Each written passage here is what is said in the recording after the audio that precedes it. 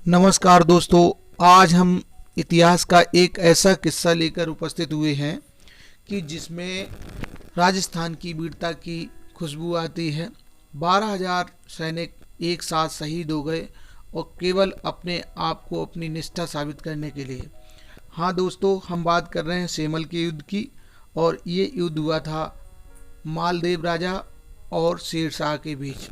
तो दोस्तों, ये जो ऐतिहासिक किस्सा है मालदेव और शेरशाह का, बहुत महत्वपूर्ण इतिहास प्रसिद्ध युद्ध है। ये सारा मैं वर्णन करूं, सारी बातें बताऊं, इससे पहले यदि आप इस चैनल पर नए हैं और आपने चैनल को सब्सक्राइब नहीं किया तो चैनल को सब्सक्राइब कर लें। तो दोस्तों, बात करते हैं राजस्थान की उस वीर भूमि के बारे में। मेवाड़ के राणा सांगा की मृत्यु के पश्चात मारवाड़ के राज्य ने, जिसकी राजधानी जोधपुर थी, राजस्थान के स्वतंत्र राज्यों में अग्रणी स्थान प्राप्त कर लिया था। इसका राजा मालदेव राठौड़, जो अपने पिता राव गंगा जी की मृत्यु के पश्चात 1531 ईस्वी में राजस्थान पर बैठा, राज सिंहासन पर बैठा, मध्य भारत का और राजस्थान का सबसे प्रमुख राजा बन गया। एक श्रेष्ठ सैनिक और चतुर कूटनीतिज्ञ तो वह था ही। अपनी सरकार की बागडोर संभालने के पश्चात तुरंत ही विजय यात्राओं पर निकल पड़ा। और उसने कौन कौन से स्टेट राजस्थान के जीते, उनमें सबसे पहले सोजत, नागौर, अजमेर, मेरठा, जैतरण, बिलारा, भद्रजस, मल्लानी, सिवाना, दीदवाना, पचभादरा और बाली पर विजय प्राप्त कर ली।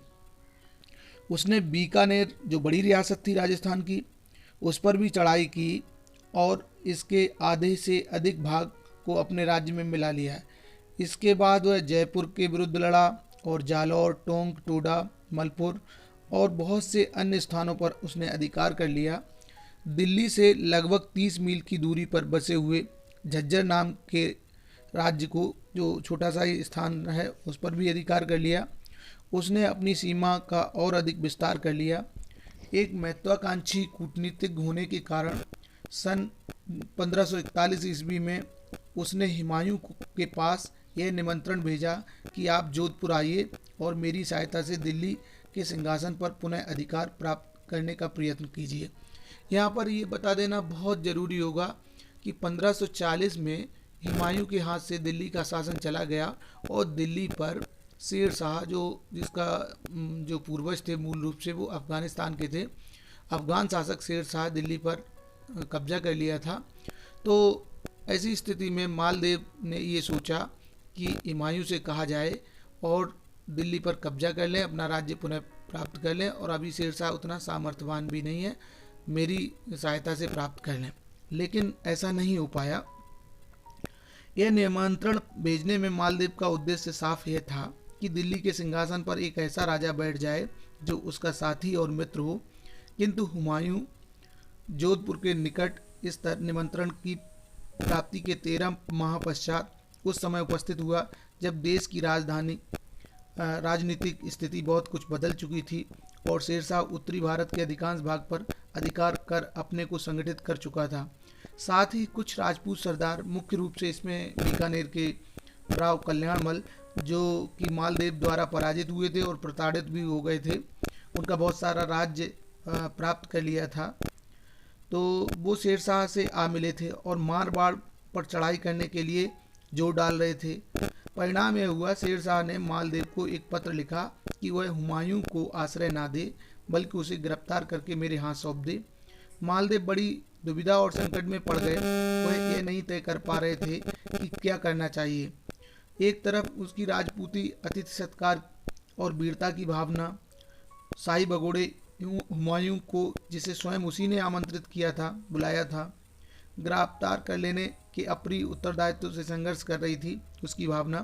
दूसरी ओर शेरशाह, जिसने संपूर्ण उत्तरी भारत पर अपना सर्वोच्च सत्ता स्थापित करने के लिए अपनी शक्ति को बहुत अधिक बढ़ा लिया था, राजस्थान के सरदारों को अपने अधीन होने पर और राजस्व देने के लिए भी राजी कर रहा था। इसके अतिरिक्त मालदेव के राजपूत शत्रु मारवाड़ पर चढ़ाई करने के लिए उस पर दबाव डाल रहे थे। ऐसी विकट परिस्थितियों में मारवाड़ के शासक ने शक्तिशाली शेरशाह को नाराज न करने के विचार से तटस्थ रहना ही उचित समझा। उसने सोचा कि ऐसी कोई बात ना करें, ऐसा कोई काम ना करें जिससे दिल्ली का शासक शेरशाह उससे नाराज़ हो जाए, और दूसरे हुमायूं को भी वो पकड़कर शेरशाह को सौंपना नहीं चाहता था।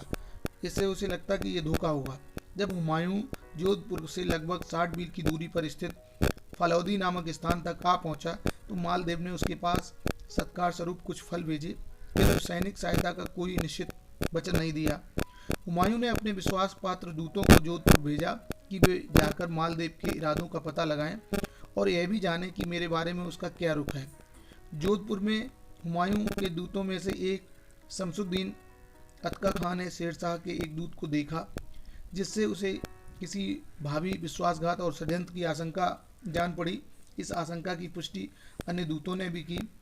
अब हुमायूं को अगस्त 1542 ईस्वी में सिंध की ओर हटना पड़ा। रास्ते में राठौर सैनिक दलों ने उसे काफ़ी कष्ट पहुंचाया, और शायद इसलिए कष्ट पहुंचाया कि इससे ये सिद्ध हो जाए कि राजा मालदेव और हुमायूं के बीच कोई मित्रता नहीं है। शेरशाह मालदेव के व्यवहार से संतुष्ट नहीं था, वह तो उससे अभिन्न मैत्री भाव और अधीनता चाहता था, और इन सब के ऊपर वह मालदेव से यह भी उम्मीद करता था कि हुमायूं को गिरफ्तार करके उसके हाथों में सौंप दे। दूसरे, मालदेव जैसे शक्तिशाली शासक का होना, जिसके राज्य में नागौर और अजमेर, जो पहले दिल्ली सल्तनत के भाग थे, वरन दिल्ली से 30 मील की दूरी पर स्थित झज्जर नामक स्थान तक उसके पास आ गया था। अफगान बादशाह मतलब शेरशाह के लिए चिंता का विषय था। मारवाड़ का राज्य स्वयं उसके लिए एक बड़ा खतरा सिद्ध होने की संभावना थी। शेरशाह और मालदेव में युद्ध छिड़ना जरूरी हो गया था। यहाँ पर यह था कि शेरशाह को सिर्फ ये चिंता ही नहीं थी कि वो हुमायूं को पकड़कर सौंप दे। शेरशाह को ये चिंता नहीं थी कि राजस्थान के राजा जो हैं वो ये कह रहे थे शेरशाह से कि चढ़ाई की जाए मालदेव पर। लेकिन शेरशाह की व्यक्तिगत चिंता भी थी, और वह चिंता ये थी कि वह जानता था कि ये हमारे समान ही शक्तिशाली शासक है, और वो दिल्ली तक चढ़ाया। झज्जर जो दिल्ली से थोड़ा ही दूर है, 45 किलोमीटर की दूरी है, तो वो कभी भी दिल्ली पर आक्रमण कर सकता है। ये बात भी शेरशाह के मन में चल रही थी, तो इसलिए युद्ध जरूरी हो गया था। शेरशाह ने जो मारवाड़ की ओर हुमायूं के जाने के समय में मालदेव से अपना हमेशा के लिए मामला तय करने को तैयार नहीं था, अब उसे आतंकित करने की नीति अपनाई। उसने अपनी फौज को अगस्त 1542 ईस्वी तक तैयार करने की आज्ञा दे दी, ताकि मारवाड़ की सीमा पर उनका जमाव किया जाए। शेरशाह की इस गतिविधि के कारण ही मालदेव को हुमायूं को मारवाड़ के बाहर भगाने के लिए राजपूत फौजों की नियुक्ति के लिए बाध्य होना पड़ा था। 1543 ईस्वी के अंत में जब शेरशाह मध्य प्रदेश के रायसेन के अभियान से छुट्टी पा चुका था, रायसेन को पराजित कर चुका था, तो उसने मारवाड़ विजय का निश्चय किया और 80,000 सैनिकों को लेकर मालदेव पर चढ़ाई कर दी। इतनी विशाल और बड़ी सेना को वह पहली बार युद्ध क्षेत्र में ले गया था। उसने बहुत सारे युद्ध किए थे, हुमायूं से युद्ध किया, अन्य युद्ध भी किए, लेकिन इतनी बड़ी सेना पहली बार लेकर वह पहुंचा था। आगरा से चलकर वह दीद दवाना पहुंचा और वहां से जोधपुर रवाना हुआ। उसका विचार था कि मालदेव के अजमेर से लौटकर वापस आने से पहले ही उसकी राजधानी पर चढ़ाई कर दे। मालदेव के राज्य में पहुंचने पर उसने यह सावधानी बरती कि पड़ाव के किसी भी स्थान पर अपने शिविर को सुरक्षित करने के लिए वह उसके आसपास बालू के बोरे चिनवा देता था।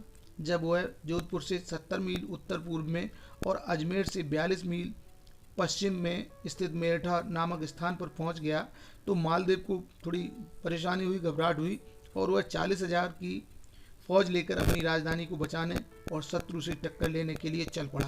क्योंकि वह वीर योद्धा था, युद्ध नहीं चाहता था शेरशाह से, लेकिन ऐसी परिस्थिति में सामना करने के लिए पहुंच गया। दोनों ओर की सेनाएं एक दूसरे का सामना किए हुए जैतरण के समीप सुमेल नामक स्थान है, सुमेल नामक गांव है, वहां पर एक माह पड़ी रही। मतलब शेरशाह की भी हिम्मत नहीं हुई कि उस पर आक्रमण किया जाए, क्योंकि राजपूती फौजों की वीरता के बारे में वह पहले से भी जानता था। शेरशाह को बड़े संकट का सामना करना पड़ा, क्योंकि वह अपनी फौजों के लिए रसद सामग्री और घोड़ों के लिए दाना चारा भी कठिनाई से एकत्रित कर पा रहा था। मालदेव के हाथों में फंसा हुआ शेरशाह इस समय बहुत ही परेशान रहा। ऐसी विकट परिस्थिति में उसे लगा कि सामने का युद्ध प्रत्यक्ष युद्ध ठीक नहीं है, और इस परिस्थिति से निकलने के लिए उसने एक चाल चली। मालदेव के साथी सरदारों के नाम से अपने स्वयं के लिए इस आशय के फर्जी पत्र लिखवाकर कि वे राठौर राजा को गिरफ्तार करने का वचन देते हैं, और इन पत्रों को पैकेट में बंद करवाकर मालदेव के खेमे के पास इस तरह डलवा दिया जैसे वे संयोग से या गिर गए हों भूल से। मालदेव के वकील ने इन पैकेट को उठा लिया और अपने स्वामी के पास लेकर पहुंचा। मालदेव ने जब इन पत्रों को देखा तो वह आश्चर्यचकित हो गया, भौचक्का रह गया और अपने ही सरदारों द्वारा इस प्रकार विश्वासघात किए जाने की आशंका में उसने शेर शाह से युद्ध करने की योजना टाल दी। उधर जब राजपूत सरदारों ने, जिनके नाम से पत्र लिखे गए थे, फर्जी पत्र लिखे गए, मालदेव की युद्ध न करने के निश्चय को और अपने आप को विश्वासघाती समझ बैठने की उनकी धारणा को जाना, तो दो सरदार जो बहुत ही वीर योद्धा थे, इनमें नाम है जयता और कुंपा।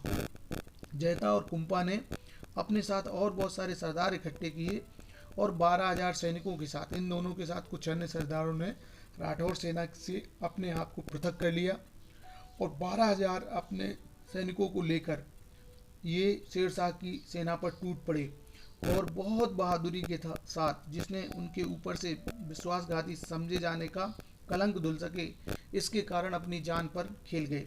इन्होंने जी तोड़कर लड़ना आरंभ किया और शत्रु पक्ष के बीचों बीच तक मारते काटते पहुंच गए, किंतु अपने से अधिक शत्रु सेना से कहां तक लड़ते।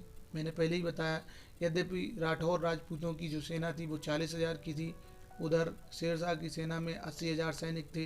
लेकिन यहाँ पर एक चीज़ और भी हुई कि राठौर राजपूतों की सेना का एक भाग मतलब 12,000 सैनिकों के साथ ये राजपूत सरदार इसलिए लड़ने पहुंच गए क्योंकि ये अपने ऊपर धोखेबाजी का कलंक नहीं लगाना चाहते थे। ये लोग हार गए और इनका एक एक आदमी लड़ते लड़ते कट गया, मतलब 12,000 सैनिक वहीं पर वीरगति को प्राप्त हो गए। मालदेव के सामने सत्य प्रकट हो गया था, लेकिन अब तक काफ़ी देर हो चुकी थी। उसकी सेना तितर बितर हो गई थी। यह सब होने पर भी शेरशाह, जिसे मारवाड़ विजय के इस अभियान में काफ़ी हानि उठानी पड़ी थी, उसकी सेना 1 महीने तक पड़ी रही। राठौर राजपूतों की महान वीरता और उनके श्रेष्ठ पराक्रम से काफ़ी प्रभावित हुआ था, किंतु शेरशाह ने ये जरूर मान लिया कि राजपूत सैनिक बहुत बहादुर हैं, उनकी वीरता पर प्रश्न चिन्ह नहीं लगाया जा सकता। यद्यपि वो जीत गया, धोखे से ही सही लेकिन जीता। उसे यह कहना पड़ा था, जो इतिहास प्रसिद्ध कथन है उसका, कि एक मुट्ठी भर बाजरे के लिए वह करीब करीब हिंदुस्तान का साम्राज्य ही खो बैठा था, क्योंकि मालदेव वहाँ से जोधपुर हट गया था और वहाँ से वह गुजरात की सीमा पर सिवाना चला गया। अतः यहाँ पर शेरशाह ने अजमेर से आबू तक उसका राज्य प्रदेश अपने अधिकार में कर लिया।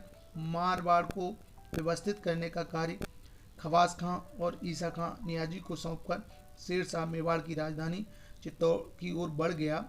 लेकिन ये जो सेमल का युद्ध है वो है 1544 ईस्वी का, और 1545 में इसके ठीक 1 साल बाद जो है शेरशाह ने कलिंजर के दुर्ग को घेर लिया और वहाँ पर जाके ही उसकी मृत्यु हो गई शेरशाह की। और शेरशाह की जब मृत्यु हुई उसके कुछ समय बाद, 1 अथवा 2 महीने के बाद, जो राजा थे वह वापस आ गए और मालदेव ने वापस आकर अपने राज्य को कब्जा में कर लिया और जो उसके अफगान गवर्नर थे उन दोनों को मार के भगा दिया वहाँ से और अपने राज्य पर पुनः अधिकार कर लिया। इस तरह देखा जाए एक बहादुर राजा, एक वीर राजा जो जिसका नाम मालदेव था और संभवतः राणा सांगा के बाद राजस्थान का नेतृत्व करने वाला महान राजा था। उसने अपना राज्य धोखे से खो जरूर दिया, लेकिन 1 साल में ही उसने अपना राज्य पुनः प्राप्त कर लिया और इस तरह से राजस्थान की वीर भूमि में का एक वीर सपूत, इसके बारे में हमने चर्चा की। तो दोस्तों, ये जो कहानी थी वो शेरशाह और राजा मालदेव की युद्ध की कहानी थी, मालदेव की वीरता की कहानी थी। शेरशाह ने जो युद्ध जीता था वो निश्चित रूप से धोखे से जीता गया युद्ध था।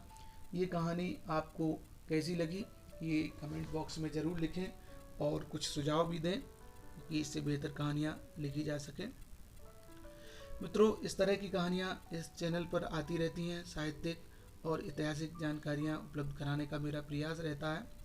मित्रों, इस युद्ध को सेमल के युद्ध के नाम से जानते हैं।